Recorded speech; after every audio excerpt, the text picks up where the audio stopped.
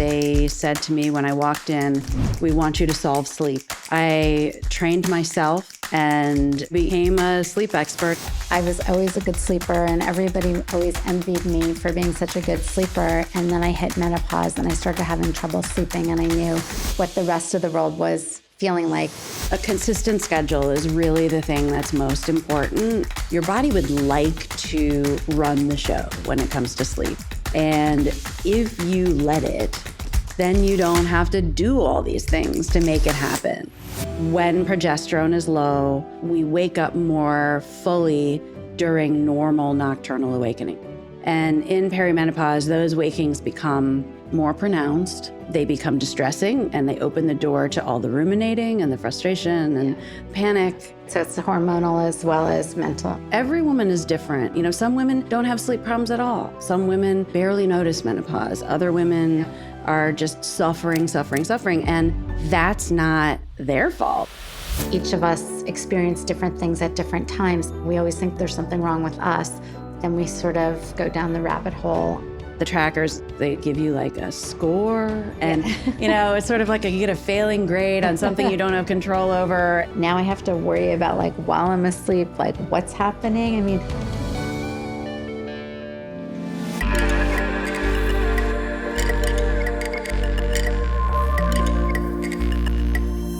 at All Golden, we believe beauty doesn't have an expiration date. So if you're a woman 45 or over and you're noticing that your skin is looking a bit drier and crepier, maybe not behaving the way it used to, your products aren't working the way you want them to, your gray hair is getting a bit wiry, come check out All Golden. We celebrate women no matter what age or what chapter of life you're in. But we do know there are specific skincare and hair care needs at this age that are often not addressed with the lines that are out there in the market right now. All those lines talking about anti-aging are so negative, where we try to focus on the positive and looking on the outside the way we feel on the inside, vibrant, youthful, and beautiful. Check out All Golden. We're not like every other line. Go to allgolden.com, where we celebrate age and we celebrate beauty and sexiness, no matter what chapter of life you're in. I am so excited to welcome Janet Kennedy today. You're Dr. Janet Kennedy. I am. Here, who is a sleep expert, to talk about sleep.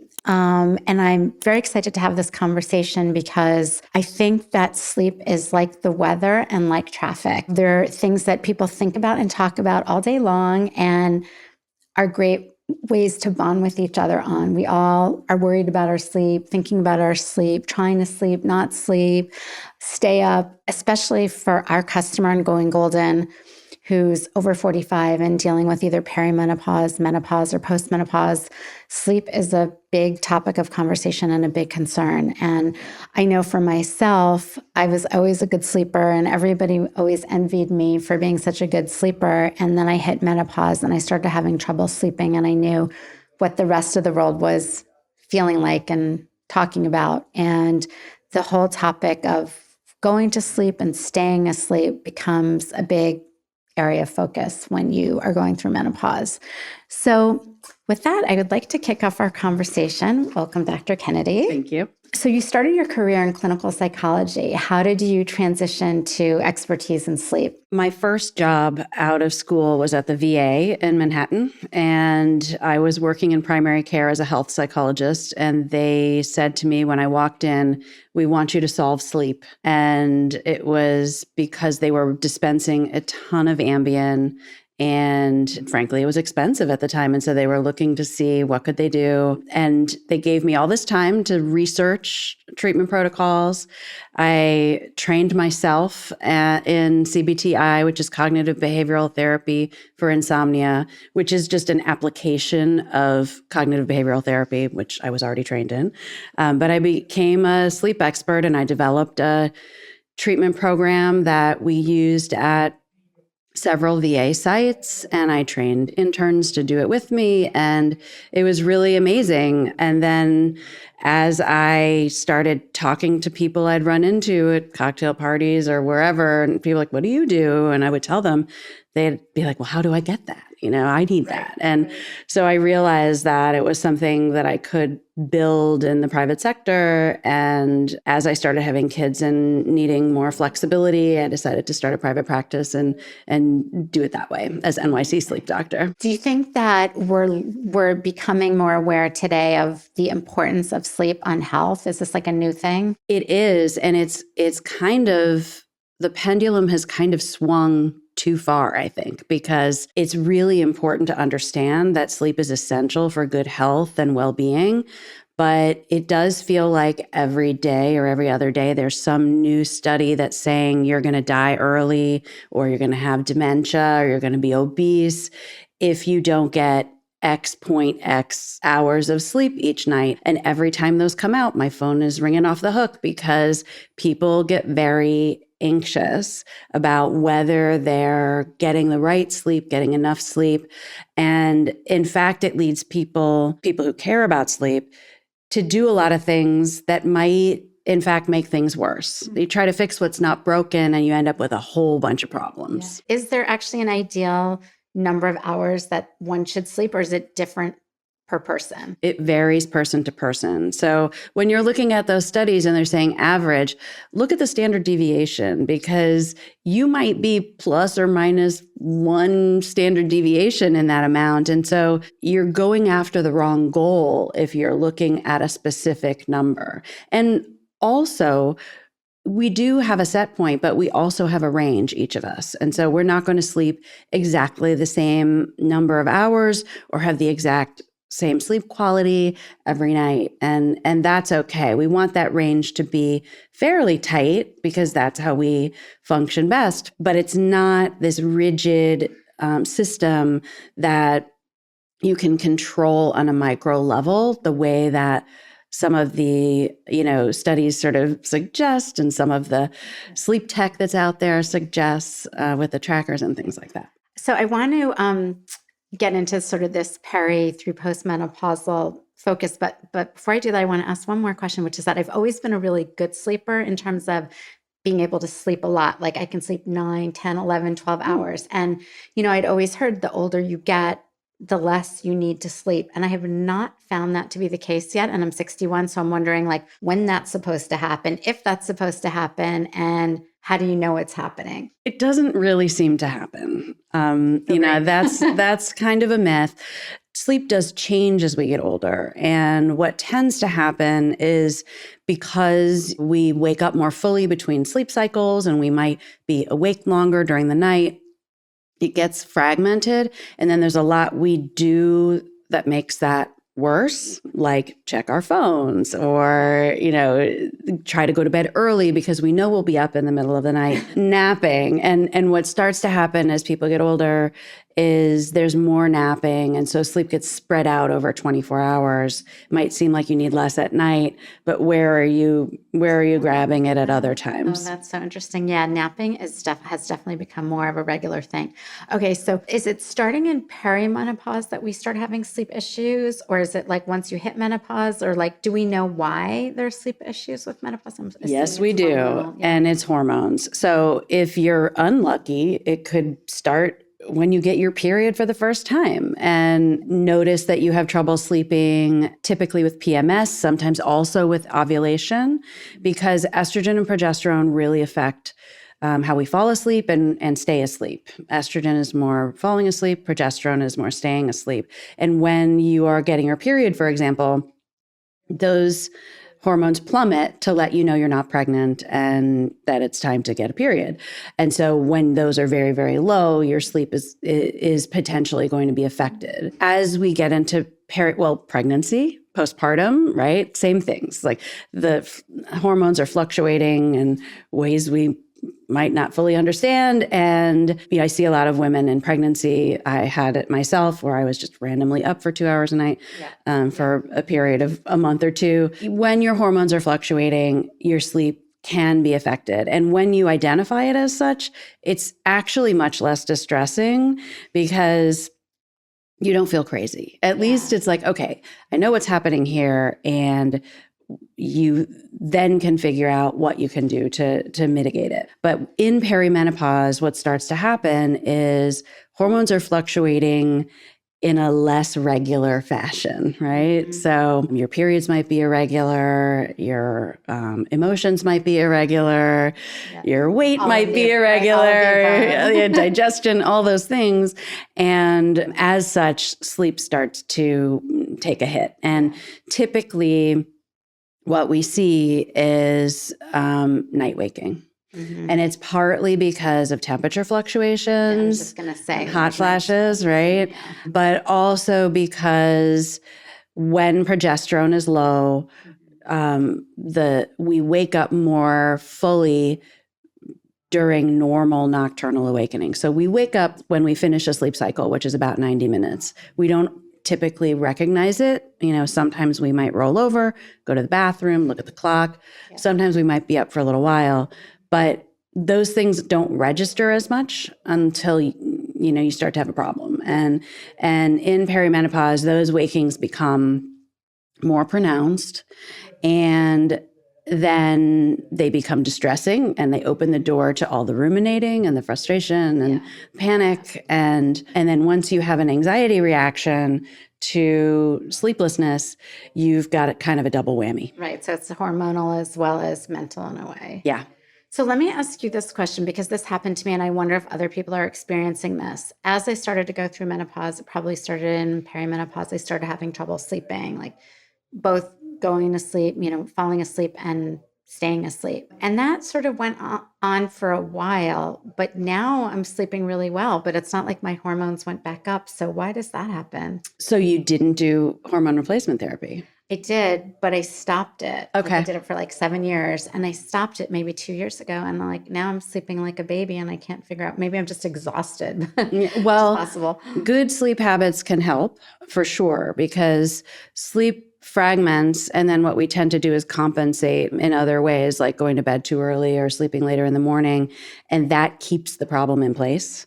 So if you have good sleep habits and you're consolidating your sleep into, you have a consistent wake up time, essentially, that really goes a long way to regulating your sleep cycle. It's possible that because your hormones have leveled out and they're not fluctuating, they're just low, that's enough. It's every woman is different. Some women don't have sleep problems at all. Some women barely notice menopause. Other women are just suffering. And that's not their fault. That's not like a character flaw or something. That's just, we are all different. And it's why they don't do research on us, because we're hard to pin down. Yeah. No, that's such a good point. And I think that's why I wanted to create this forum, because women do have so many questions, because each of us experience different things at different times. And we think I don't know why, maybe it's a female thing. We always think there's something wrong with us, or we're experiencing this, but nobody else is. And then we're afraid to ask, or we don't know where to go. And so then we sort of go down the rabbit hole on whatever it is that we're experiencing. So it's really interesting to be able to talk about a lot of these subjects, including sleep, and really understand that not everybody's the same, and we might all experience these things differently. I'm wondering, what role does exercise play in sleep? Like if I'm exercising every day, is that helping me to sleep better? And then, what can people do to help when they're having these problems with sleep? Yes, exercise helps. It helps by creating endorphins, and it helps with stress management. It helps keep your cardiovascular system in shape, your weight down, so you're not as likely to have sleep apnea. There are a lot of mechanisms that make exercise helpful for sleep. It's kind of the same as why exercise is just good for you anyway. So I don't see like a dose response relationship between I have to get 30 minutes in or I won't sleep, or, when people try to make calculations about like, if I do this way every single day, then I will sleep, that starts to actually backfire and create anxiety if it doesn't work, because there are a lot of factors that go into sleep. But yes, exercise is really helpful. A consistent schedule is really the thing that's most important, because that wake up time tells your body what time it is. And if it's not a similar wake up time. I'm not going to say exactly the same, but if you're varying it wildly, your body is in kind of a persistent jet lag state. And that makes it very hard for your body to know when it's time to sleep at night. Your body would like to run the show when it comes to sleep. And if you let it, then you don't have to do all these things to make it happen. That's so interesting. I mean, it sounds like toddlers because they teach you like not to let your child sleep at certain times. Otherwise, they won't be able to sleep at night. So it's like a very similar kind of philosophy. Yeah. And I mean, the difference with toddlers is that you can tell them to go to sleep, and they do if you sort of take away all the stimulation. When you tell yourself to go to sleep, it does not work, right? Because it's too much pressure, and the process of falling asleep is not within your control. That's a behind the scenes physiological, neurological thing going on there. And so the more we try to pursue it, the more it recedes. So that effort at control really backfires. It's important to take care of your sleep and make sure you're facilitating it and certainly not getting in its way. But when you are trying to make sleep happen, it gets a whiff of that. And it is like a toddler, and it's going to throw a tantrum and not cooperate. Can you train your body to wake up at the same time every morning during the week, but then sleep late on the weekends? Some people can. That tends to work if you're very sleep deprived during the week. Like if you're not getting enough sleep during the week, then sleeping late on the weekends is easier to do. I guess I'm sleep deprived. But it's not necessarily good for you, especially because when you sleep late on Sunday, it makes it harder to go to sleep when you want to on Sunday night because you haven't been awake long enough and your body isn't ready. Right. And then you add the Sunday scaries and you're in a bad situation. Yeah, that makes a lot of sense. So what are the things that people can do, women specifically, especially in this age group, to help them fall asleep and stay asleep? So get up at the same time every day. Don't go to bed too early. So don't try to accommodate those night wakings by front loading extra time, because that is more likely to ensure that you're going to be awake for that hour, 2 hours in the night. You're not tired. If you need 7 hours of sleep and you give yourself 9 hours, those 2 hours are going to get claimed somewhere. It's either going to be at the beginning of the night, the middle of the night, or in the morning, or some combination. And in fact, it might be more than that, because when you get upset about it, you're up for longer. Yeah. So it's really important. And women have a really hard time doing this, because, especially mothers, because we tend to feel like we train ourselves early when the kids are young. Like, I've got to get to bed because I'm going to have to get up with them, and I'm going to be a wreck if I don't. And it's kind of our go-to to go to bed early. And it's in fact not helpful at that point. It's also not helpful because we shortchange ourselves on time for ourselves and unwinding and processing the day, which is another really important factor.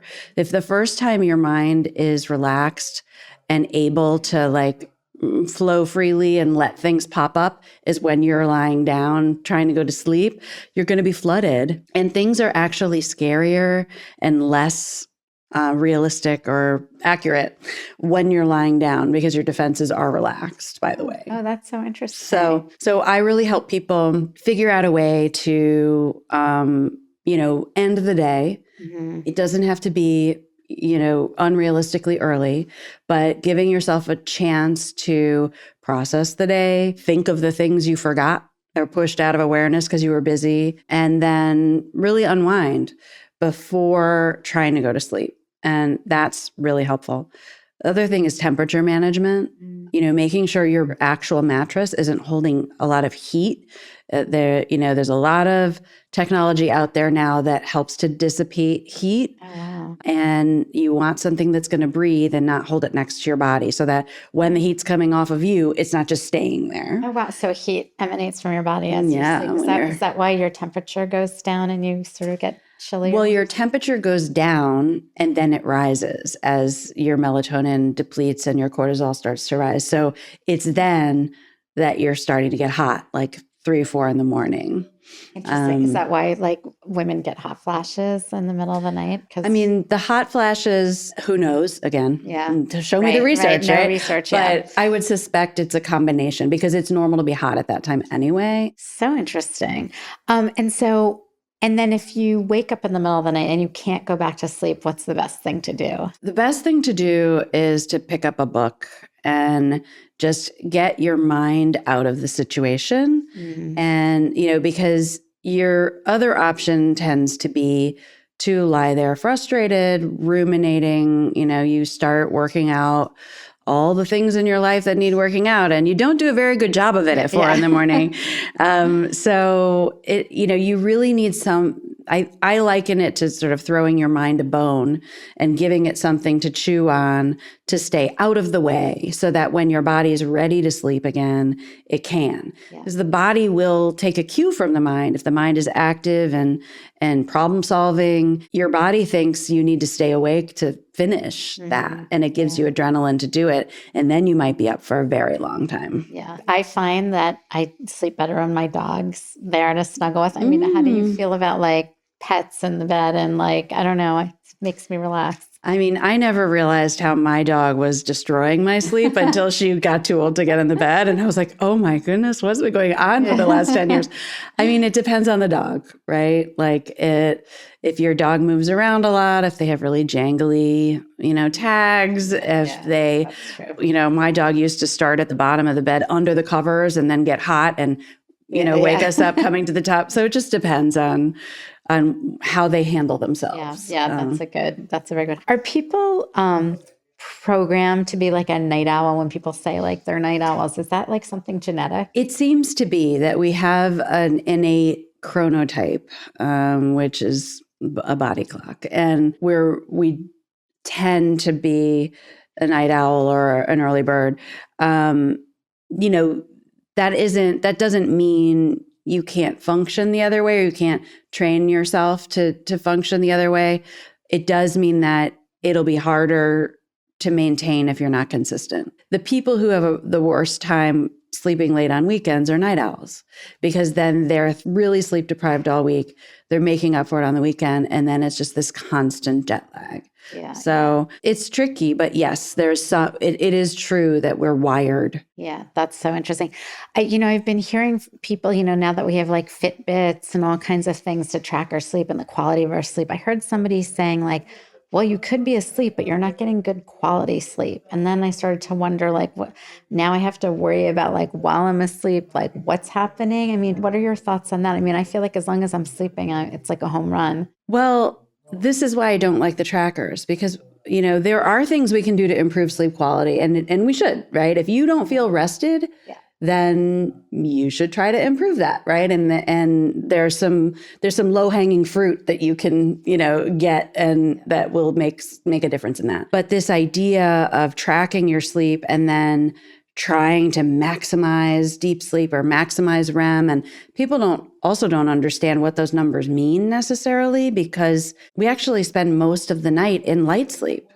So you're reading your numbers and thinking, I need, more minutes of deep sleep and maybe you don't, and the other thing about the trackers is they give you like a score and, it's sort of like you get a failing grade on something you don't have control over. And then you've got to start your day with that. Right. So, but what you can do to improve sleep quality is basic sleep hygiene. So alcohol, caffeine, nicotine, these affect how much deep sleep we get and also how fully we wake up and, they cause more night waking. People say to me all the time, well, I can go to sleep if I have that, 7 p.m. coffee. And I'm like, well, maybe you can, but caffeine stays in your system for a very long time and it affects the structure of your sleep, even if you're able to fall asleep. So It's not just, is it keeping me awake? It's what's it doing to your sleep while you're sleeping. Okay, oh, that's a good thing to learn. Okay, I hope everybody heard that. Don't drink caffeine late in the day. But alcohol too, sadly, and women do tend to get more sensitive to the effects of alcohol in perimenopause, menopause. And so that is a tough one because, if you like your glass of wine at night, you may have to part ways with it if it's really impacting your sleep. I mean, it's something that is worth considering. Like if you're feeling like your sleep is not where you want it to be, taking a break from alcohol and seeing what the impact is. Yeah, I mean, I'm definitely seeing that myself. I mean, that has drastically changed the way I process alcohol at this age than I did 20 years ago. Yeah. No question about it. I mean, it's really hard for me to have more than one, maybe even two glasses of wine. It's just, I cannot process it. Yeah. And it definitely affects your sleep. For sure. No question. I spent a lot of time with sleep experts with my daughter when she was young. She was a horrible sleeper, and it used to take her 2 hours to fall asleep every night. And we went through a lot of different methods. And did you hire me? I don't think so. No, I don't think so, but we should have hired you. I used to do that. I used to do that, yeah. I'm forgetting the name of the one we hired. She was absolutely amazing, and she's written a bunch of books. And because, at that time, everybody said, oh, do the Ferber method. And I was like, I'm not doing the Ferber method. And she had a great method, which was like you start next to the bed and you little by little, like get out the door. But the one thing she said that I never forgot was if you miss the sleep window, then your child's going to start to produce cortisol and then they're going to stay up later. Does that happen to adults too? It's adrenaline as opposed to cortisol. So yes, so adrenaline is designed to help us stay awake when we should be sleeping. It is less of a problem for adults because we have ways to calm ourselves down. It's the sleep window for kids is a real thing. And if they get overtired, that adrenaline makes them fight sleep, and it's kind of a disaster. But in adults, I don't see that as much where, if you miss it, then you've got to wait a really long time. You really just need to kind of distract yourself and get your mind out of trouble, and then your body will start to recognize you're safe and calm things down and let you go to sleep. We're way less fragile than little kids. Great. And I guess more conscious about what's going on. Yeah. Can you talk a little bit about CBT and how you've used that as a method to help people sleep better? So CBT is cognitive behavioral therapy, and there's a specific version of it called CBT-I, which is for insomnia. And it is an evidence-based, proven protocol to treat insomnia and other sleep disorders like non-restorative sleep or fragmented sleep. It does not treat sleep apnea, things like that. But if you have sleep apnea and also have insomnia, then it can be helpful to you. So it's typically 4 to 8 sessions. It's not a long treatment. We don't dive into your childhood history unless it's really relevant to your current sleep. You don't have to resolve all of your anxieties and your depression or whatever's bothering you to do this, because your body can sleep in pretty rough conditions if you sort of find the rhythm and trust it again. So CBT-I is designed to correct your behaviors, because we often, when we start struggling with sleep, we have a lot of coping strategies to help us feel better in the moment, either in the moment we're not sleeping or the next day, like lots of coffee or naps or sleeping later or going to bed early. And all of those compensatory behaviors actually prevent the body from getting back on track as it naturally wants to. And so in CBT-I, we work to kind of slowly remove those lifelines that you're grabbing onto and reset the body clock with behaviorally by changing your schedule and your routines and what you do when you're not able to sleep, essentially. And then we work on the cognitive part, the anxiety about sleep, the performance anxiety, the dread, the fear, and also correcting misconceptions about sleep, like everybody needs 8 hours, or I should fall asleep when my head hits the pillow, and or if I don't sleep, this many hours tonight, I'm going to have Alzheimer's or whatever. So getting those things in check, and then really building resilience so that people are able to tolerate normal fluctuations in sleep without becoming so upset that they tumble back into these behaviors that keep the problem in place. Right. And what if you're in a relationship with somebody and you have totally different sleep habits? Like what do you do about that? Do you have to fix that? Is that the end of the relationship? Like what happens? Typically, I don't think it's the end of the relationship. You have to figure out strategies. So whether it's somebody sleeping with a sleep mask and earplugs, or somebody agreeing that they're not going to come in and, they're going to put their PJs on and wash their face in a different bathroom, and not disturb you. So really coming together as a couple to solve the problem and come up with strategies and routines that work for both of you. But I always tell people to think about the treatment phase as boot camp. And then we get things on track. And then we figure out what you need to do to keep it there.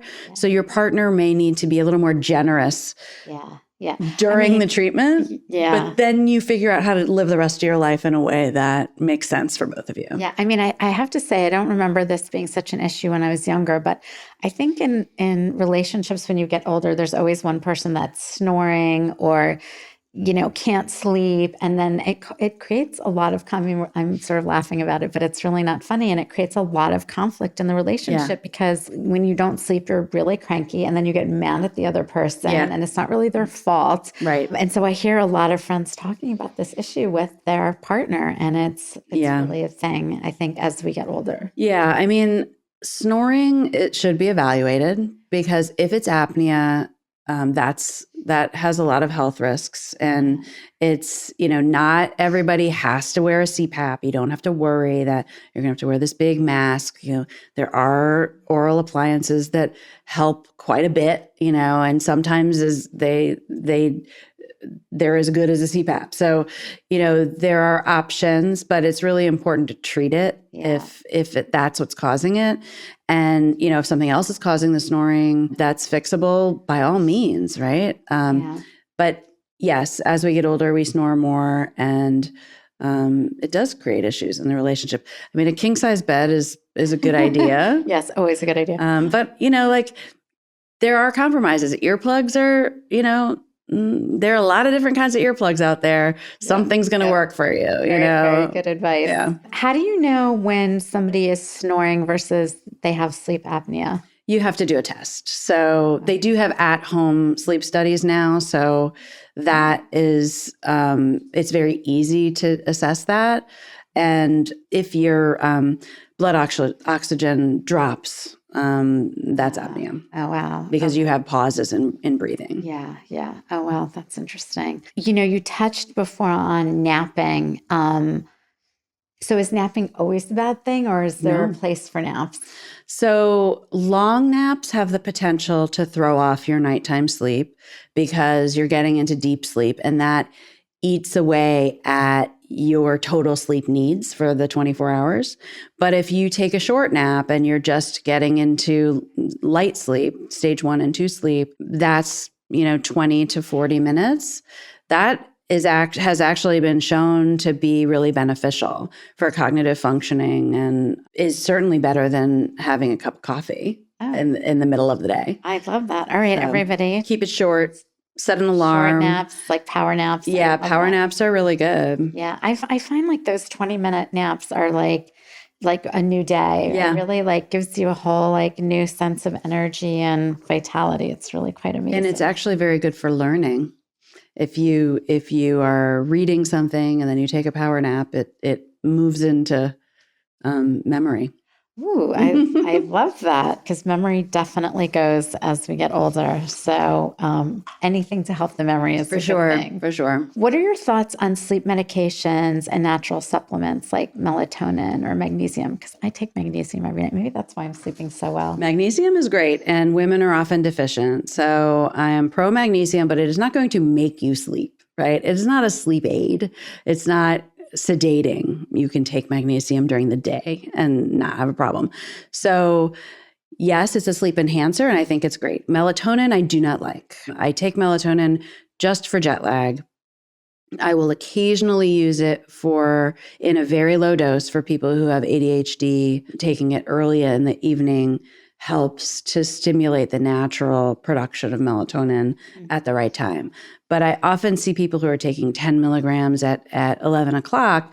And by the time you metabolize that, your melatonin should be almost gone. And so it's not helping you fall asleep, certainly not after a few days of taking it. And it's potentially making you feel really lousy the next day. It's a hormone. So it can change your body temperature fluctuations. It can cause night waking. It can do all these things. And it's not safe for children. It is a hormone disruptor. Like it really ought to be regulated. And because it's not, there was a New York Times article a year or two ago doing, with this study that showed that you just don't know what's in the bottle. It could be 0% or 500% of what's on the label. I'm so glad you said that because I think so many people self-medicate with melatonin and think it's a supplement. Oh, what's the big deal? And I remember my daughter, when she was maybe like 12 or 13, saying like, oh, I want to take melatonin. Everybody's taking it. And I said, absolutely not. Because I had also heard that it was like hormonal and could really affect your physiology. And I was like, absolutely, you're like growing and developing. Absolutely not. But I do think it's something that people don't take seriously enough. Yeah. So, I mean, if you learn nothing else from this podcast, hopefully you got that message. But in terms of like prescription medication, sleep aids, for acute situations, fine, right? Like you've got an early flight, you're giving a presentation, you've got jet lag, you have a fight with somebody at midnight, Yes. I don't know who that would be. Yeah. But, it can help in a situation where your normal strategies aren't enough, right? Yeah. But if you're taking medication on a regular basis, like I would say, more than once a week, and once a week is even, I would question, then I would say go to therapy because something's going on and you're not fixing the problem. You're fixing the symptom of sleeplessness. Mm-hmm. And these medications are not benign. They change the structure of your sleep. They affect your memory. They do all kinds of things. And, natural, unmedicated sleep is healthier. And I'm not saying for people who, there are people who really need it. And that is not a judgment or anything, but there are so many people who take these things because it's just become a habit. Yeah. And they're not taking care of their sleep and they want to sleep on command. And the body doesn't work like that, right? You can't just run all day and then dive into bed. Right. So it's no wonder you have sleep problems. And then when you use medication, you get into a habit of just not taking care of yourself. Right. Yeah.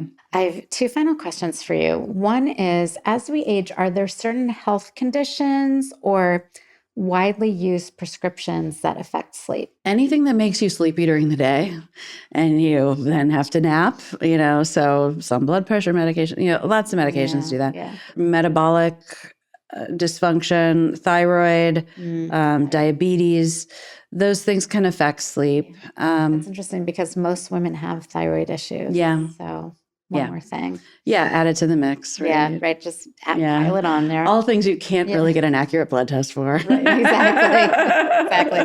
No idea why it's off, but it's off. What does that mean? I don't know. Yeah. And then do you think there's a link between sleep and longevity? Yes, I do. But, that's what the data says. But I think that, who knows what the third factors are, right?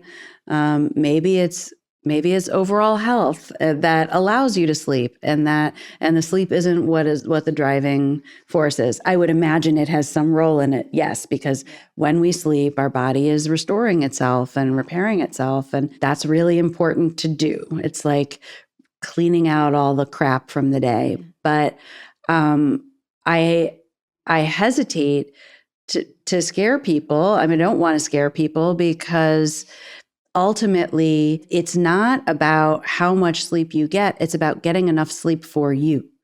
And you really have to figure out what that is before you can figure out if you're on the right track. Yeah, that makes sense. I mean, as a beauty person, I always get asked, like, what are your beauty tips for looking your best? And I always say sleep is in my top 3, because really when you do get enough sleep, your skin looks better. You don't have bags under your eyes, or they're smaller. Some people do have them all the time. But you really look different when you get enough sleep. So, well, I think that's like a perfect place to end. Yes. If people want to get a hold of you or learn more about you, what is the best way for them to find you? My website is nycsleepdoctor.com. And I also have a set of online courses on my website, or you can find my very minimal Instagram presence at NYC Sleep Doctor. But my website has all the information you need about me and a contact form and everything. Amazing. I can't believe that after this fascinating conversation, you won't have an onslaught of inquiries. I'm sure I will. This has been fascinating. And thank you so much, Dr. Janet Kennedy, for joining us on Going Golden today. Thanks for having me.